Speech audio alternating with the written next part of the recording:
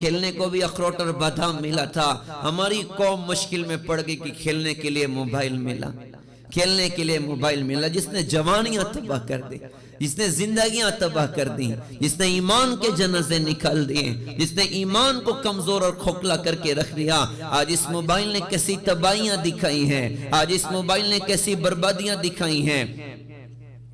اس mobile نے پوری دنیا کو ایک مٹھی میں کر دیا، لیکن ایک گھر میں رہنے والے ماں باپ اور اولاد کو ایک دوسرے سے جدا کر کے رکھا ہوا ہے۔ ایک کمرے میں رہنے والے میاں بیوی اور میاں بیوی کو ایک دوسرے سے جدا کر کے رکھا ہوا ہے۔ گھر میں بوڑھا باپ بیمار پڑا ہے، جوان بیٹا اپنے بستر پر دراز پڑا اور موبائل میں وہ واٹس ایپ پر پوری دنیا کی خیریت پوچھ رہا ہے۔ اس بدبختوں کو توفیق نہیں اپنے بوڑھے ابا کا جا کے سر دبا دیں۔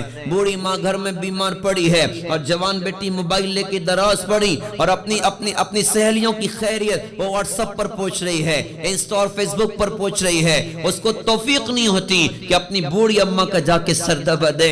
اس موبائل نے نسلوں کو تباہ کر کے رکھ دیا۔ درد ہوتا ہے، درد ہوتا ہے۔ اس امت کی خواتین کا وہ زمانہ بھی آپ یاد کریے گا، وہ آٹا گونتی تھی تو قرآن پڑھتی تھی، وہ روٹی پکاتی تھی قرآن پڑھ رہی ہوتی تھی، وہ سالن بنا رہی قرآن پڑھ رہی ہیں، وہ کھانے تیار کر رہی قرآن پڑھ رہی ہیں۔ بچہ ماں کی گود میں ہے اور بچہ ماں کی گود میں اور ماں کی زبان اللہ کے کلام پر چل رہی ہے، ماں کی زبان اللہ کے کلام پر چل رہی ہے۔ تو کیا یہ بچے یہ کیسے بنے؟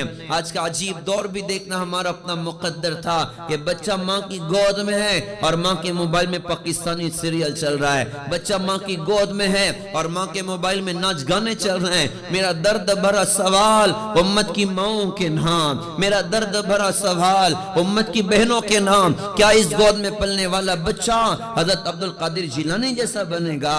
کیا اس گود میں پلنے والا بچہ بختیار کاکی جیسا بنے گا؟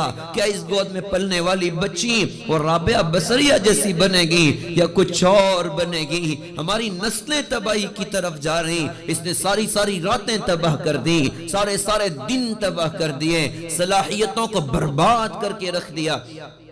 رات کا اکثر حصہ نوجوان نسل کیا اس کا وقت کہاں ضائع ہو رہا ہے؟ رات کا اکثر حصہ موبائل میں برباد ہوا، موبائل میں ضائع ہوا۔ یاد رکھنے کی بات ہے، ایک وہ نادان انسان ہوتا ہے جو کسی بات پر ٹینشن میں آ کے گن پوائنٹ سے اپنے آپ کو شوٹ کر لیتا ہے یا بلڈنگ سے چھلانگ لگا کر اپنے آپ کو ختم کر دیتا ہے، اور وہ بے وقوف مہا بے وقوف ہے جو سلو پوائزن کی طرح روزانہ اپنی زندگی کو ضائع اور برباد کر رہا ہوتا ہے۔ روز 4 گھنٹہ موبائل میں لگایا، 5 گھنٹہ موبائل میں لگایا، 6 گھنٹہ موبائل میں